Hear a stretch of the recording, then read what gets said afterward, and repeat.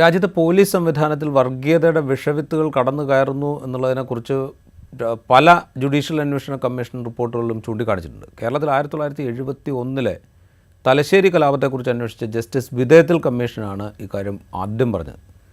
ന്യൂനപക്ഷങ്ങൾക്ക് വിശ്വസിക്കാനാവും വിധത്തിൽ പോലീസ് സേനയെ നവീകരിക്കണം എന്ന് കമ്മീഷൻ പറയുമ്പോൾ ഏത് വർഗീയതയാണ് സേനയെ ബാധിച്ചിരിക്കുന്നത് എന്നുള്ളത് വ്യക്തമാണ്.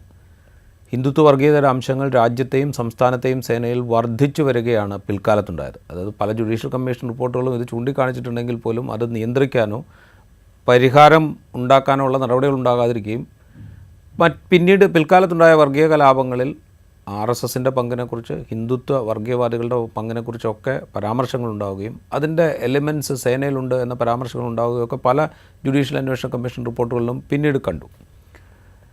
പോലീസ് സേനയുടെ കാര്യത്തിൽ അങ്ങനെ ഇരിക്കെ തന്നെ നീതിന്യായ സംവിധാനത്തെക്കുറിച്ചും ഇപ്പോൾ വലിയ ആശങ്കകൾ ഉയർന്നു വരുന്നുണ്ട്. അതായത് നമ്മുടെ നീതിന്യായ സംവിധാനം നിലനിൽക്കുന്ന ഭരണ സംവിധാനത്തെയും അതിനെ പിന്തുണയ്ക്കുന്ന രാഷ്ട്രീയത്തെയും, അല്ലെങ്കിൽ നിലനിൽക്കുന്ന ഭരണ സംവിധാനത്തിനും അതിനെ പിന്തുണയ്ക്കുന്ന രാഷ്ട്രീയത്തിനും ഗുണകരമാകുന്ന വിധത്തിലുള്ള വിധിന്യായങ്ങൾ പുറപ്പെടുവിക്കുകയാണ് എന്ന ആശങ്ക പല ഘട്ടങ്ങളിൽ ഉണ്ടായിട്ടുണ്ട്. അപ്പോൾ പോലീസ് സംവിധാനത്തെക്കുറിച്ച് നേരത്തെ മുതൽ ഉള്ള ആശങ്കയുണ്ട്. നീതിന്യായ സംവിധാനത്തെക്കുറിച്ച് ഇപ്പോൾ ഉയർന്നു വരുന്ന ആശങ്കയുണ്ട്. നീതിന്യായ സംവിധാനം വർഗീയവൽക്കരിക്കപ്പെടുന്നു എന്നുള്ള ആശങ്കയല്ല പലപ്പോഴും, നിലനിൽക്കുന്ന ഭരണകൂടത്തിനും അതിനെ പിന്തുണയ്ക്കുന്ന രാഷ്ട്രീയത്തിനും ബലമേകുന്ന വിധത്തിലാണ് നീതിന്യായ സംവിധാനത്തിൽ നിന്ന് പല വിധികളും ഉണ്ടാകുന്നത് എന്ന ആശങ്കയാണ് ഉണ്ടാകുന്നത്. ഇത്തരം ആശങ്കകളെ ഒക്കെ ശരിവെക്കുന്നതാണ് കാസർഗോഡ് റിയാസ് മൗലവി വധക്കേസിൽ ഇന്നുണ്ടായ വിധി. കാസർഗോഡ് ചൂരി മദ്രസയിൽ അധ്യാപകനായിരുന്നു റിയാസ് മൗലവി. അദ്ദേഹത്തെ വെട്ടിക്കൊല്ലുന്നത് 2017 മാർച്ച് 20 പള്ളിക്കുള്ളിൽ കടന്നു കയറിയ 3 പേർ അദ്ദേഹത്തെ വെട്ടിക്കൊലപ്പെടുത്തുകയായിരുന്നു. അദ്ദേഹം ഏതെങ്കിലും തരത്തിലുള്ള അദ്ദേഹവുമായി പ്രതികൾക്ക് ഏതെങ്കിലും തരത്തിലുള്ള വൈരം ഉണ്ടായിരുന്നില്ല. അദ്ദേഹത്തിന് ഇവരോടും വൈരം ഉണ്ടായിരുന്നില്ല. RSS പ്രവർത്തകരായ അജേഷ്, നിതിൻ, അഖിലേഷ് എന്നിവരെയാണ് പോലീസ് ഈ കേസിൽ അറസ്റ്റ് ചെയ്തത്. ഇവരെല്ലാവരും കാസർഗോഡ് കേളുഗുഡെ സ്വദേശികളായിരുന്നു. എന്തായിരുന്നു ഈ ആക്രമണത്തിൻ്റെ ഉദ്ദേശം എന്നുള്ളത് പോലീസ് വിശദീകരിക്കുന്നത് വർഗീയ സംഘർഷം സൃഷ്ടിക്കുക എന്ന ലക്ഷ്യത്തോടുകൂടി ഈ ആരോപണ വിധേയരായ 3 പേർ പള്ളിക്കുള്ളിൽ കയറി ആക്രമണം നടത്തി എന്നാണ്. അപ്പോൾ ഇവരെ ഉടൻ തന്നെ പോലീസ് അറസ്റ്റ് ചെയ്തു. 90 ദിവസത്തിനുള്ളിൽ പോലീസ് കുറ്റപത്രം സമർപ്പിക്കുകയും ചെയ്തു. ഈ കേസിലാണ് ഇപ്പോൾ 2024 വിധി വന്നിരിക്കുന്നത്. ആരോപണ വിധേയരായ 3 പേരെയും വെറുതെ വിട്ടിരിക്കുന്നു.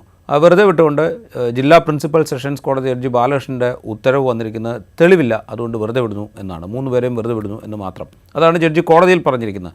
ഇതിൻ്റെ വിശദാംശങ്ങൾ, വിധിയുടെ വിശദാംശങ്ങൾ മുഴുവനായി പുറത്തു വന്നിട്ടില്ല. അത് വന്നാൽ മാത്രമേ പ്രോസിക്യൂഷൻ ഹാജരാക്കിയ ശാസ്ത്രീയ തെളിവുകൾ, സാഹചര്യ തെളിവുകൾ, സാക്ഷിമൊഴികൾ ഇതൊന്നും കോടതി എന്തുകൊണ്ട് വിശ്വാസത്തിലെടുത്തില്ല എന്ന് നമുക്ക് അറിയണമെങ്കിൽ അതിൻ്റെ വിധിന്യായത്തിൻ്റെ മുഴുവൻ വിവരങ്ങളും പുറത്തു വരണം.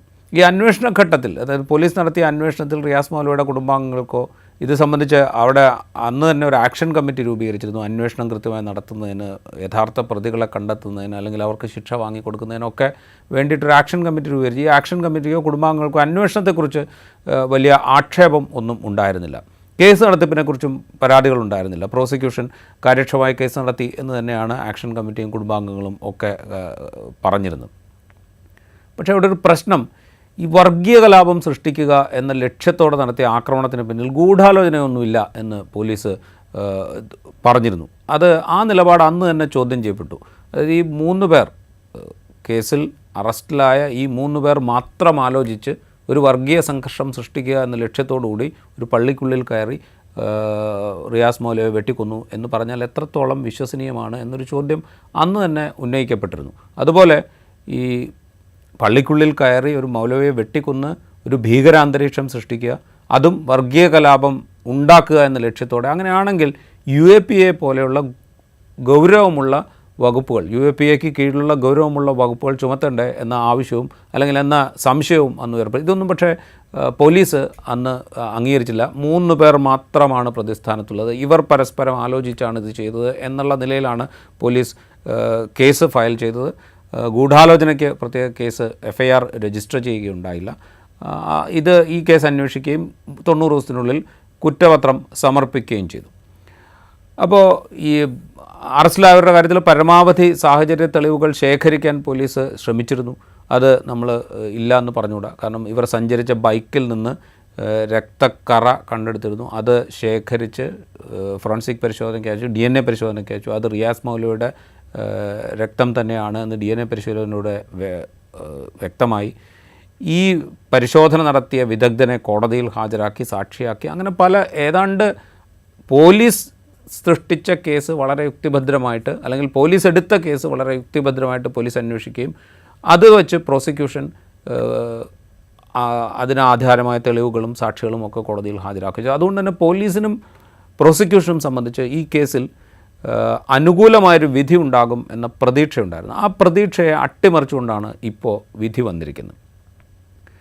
ഇത്തരം തെളിവുകളൊന്നും, അതായത് പ്രതി സഞ്ചരിച്ച, ആരോപണ വിധേയർ സഞ്ചരിച്ച ബൈക്കിൽ നിന്ന് കണ്ടെത്തിയ രക്തസാമ്പിൾ റിയാസ് മൗലയുടേതാണ് എന്ന് DNA പരിശോധനയുടെ വ്യക്തമാക്കിയതിന് ശേഷവും എന്തുകൊണ്ട് അത് സ്വീകരിക്കപ്പെട്ടില്ല എന്നുള്ള ചോദ്യങ്ങൾക്കൊക്കെ ഉത്തരം വരേണ്ടതുണ്ട്. അതൊക്കെ ഇനി വിധിന്യായത്തിൻ്റെ പൂർണ്ണരൂപം വന്നാലേ നമുക്ക് മനസ്സിലാവുള്ളൂ. ഈ സാക്ഷികളൊന്നും ഈ കേസിൽ കൂറുമാറിയിരുന്നില്ല. അതുകൊണ്ടും പ്രോസിക്യൂഷൻ ഈ കേസിൽ അനുകൂല വിധി പ്രതീക്ഷിച്ചിരുന്നു. എന്നിട്ടും 3 പേരെയും വെറുതെ വിട്ടുകൊണ്ടാണ് വിധിയുണ്ടായത്. അപ്പോൾ ഇത് പല സംശയങ്ങൾ, എന്തുകൊണ്ട് പോലീസ് ഗൂഢാലോചന ഉണ്ടോ, വലിയൊരു ഗൂഢാലോചന ഉണ്ടോ ഇല്ലയോ എന്നുള്ളതിനെക്കുറിച്ച് അന്വേഷിക്കാൻ പോയില്ല. അത് സംബന്ധിച്ചൊരു കേസ് രജിസ്റ്റർ ചെയ്തില്ല. ഗൗരവമുള്ള വകുപ്പുകൾ ചുമത്താമായിരുന്നു, എന്നിട്ടും അതെന്തുകൊണ്ട് ചുമത്തിയില്ല. ഇത്തരം പല സംശയങ്ങൾ അവിടെയുണ്ട്. അതിനുശേഷവും യുക്തിഭദ്രമായ തെളിവുകൾ ഹാജരാക്കിയതിന് ശേഷവും എന്തുകൊണ്ട് കോടതി അവരെ വെറുതെ വിട്ടു എന്നുള്ള ചോദ്യമുണ്ട്. ഇതൊക്കെ നേരത്തെ ഉന്നയിച്ച പോലീസിലെ വർഗീയവൽക്കരണത്തെക്കുറിച്ചുള്ള, അല്ലെങ്കിൽ പോലീസിൽ വർഗീയ വിഷം ഏറ്റ ആളുകളുടെ എണ്ണം കൂടുന്നു എന്നത് സംബന്ധിച്ചുള്ള അന്വേഷണ കമ്മീഷൻ റിപ്പോർട്ടുകളുടെ പരാമർശത്തിൻ്റെ വെളിച്ചത്തിൽ നമുക്ക് സംശയങ്ങൾ ഉണ്ടാക്കുന്നുണ്ട് പോലീസിൻ്റെ നടപടികൾ. നീതിന്യായ സംവിധാനം ഈ അടുത്ത ഘട്ടങ്ങളിൽ ഏത് വിധത്തിലാണ് പ്രവർത്തിച്ചുകൊണ്ടിരിക്കുന്നത് എന്നത് സംബന്ധിച്ചുള്ള ആശങ്കകളും ഈ വിധിന്യായത്തെ സംബന്ധിച്ച് ചില സന്ദേഹങ്ങൾ ഉണ്ടാക്കുന്നുണ്ട്. ഇതിനൊപ്പം ഏറെ പ്രധാനമായിട്ടുള്ളൊരു സംഗതി, വളരെ സങ്കീർണമായ, അല്ലെങ്കിൽ പ്രശ്നങ്ങൾ ഉണ്ടാക്കാൻ സാധ്യതയുള്ള ഒരു കൊലയാണ് നടന്നത്. പോലീസ് തന്നെയും ഇത് വർഗീയ സംഘർഷം സൃഷ്ടിക്കുന്നതിന് വേണ്ടി ചെയ്ത കൊലയാണ് എന്ന് പറയുന്നു. അതായത് അത്രയും ഗൗരവ സ്വഭാവത്തിലുള്ള ഒരു കേസാണിത്.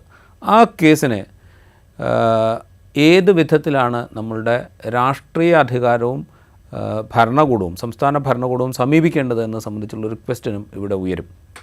ആ ശ്രദ്ധയോടുകൂടി ഇത്തരം സംഭവങ്ങൾ ഭാവിയിൽ ആവർത്തിക്കപ്പെടരുത് എന്നുറപ്പിക്കാൻ പാകത്തിൽ നമ്മുടെ ഭരണകൂടം ഈ കേസിനെ സമീപിച്ചിട്ടുണ്ടോ ഇല്ലയോ എന്ന സന്ദേഹം ഈ വിധിന്യായം വരുന്നതിലൂടെ കുറെ കൂടെ ശക്തമായി ഉയരും. കാരണം ഭരണകൂടം അങ്ങനെ ഇടപെട്ടിരുന്നുവെങ്കിൽ ഇത് ഈ 3 പേരിൽ മാത്രം ഒതുങ്ങി നിൽക്കുന്നൊരു സംഭവമാണോ? കാസർഗോട്ട് വർഗീയ സംഘർഷം സൃഷ്ടിക്കാൻ സംഘടിതമായ ചില ശ്രമങ്ങൾ നടന്നിട്ടുണ്ടോ? അതിന് പിന്നിൽ മറ്റാളുകളുണ്ടോ? ഇത്തരം അന്വേഷണത്തിലേക്കൊക്കെ പോകേണ്ടതാണ്. അങ്ങനെ പോകണമെങ്കിൽ രാഷ്ട്രീയ ഇച്ഛാശക്തിയോടുകൂടി ഒരു ഭരണകൂടം ഇടപെടേണ്ടതുണ്ടായിരുന്നു. ആ ഇടപെടൽ നടന്നോ ഇല്ലയോ എന്നുള്ള ചോദ്യം റിയാസ് മൗലവിയുടെ കേസിലെ വിധിയിൽ 3 പേരെയും വെറുതെ വിട്ടുകൊണ്ടുള്ള വിധി വരുമ്പോൾ സ്വാഭാവികമായി ഉയരുക തന്നെ ചെയ്യും.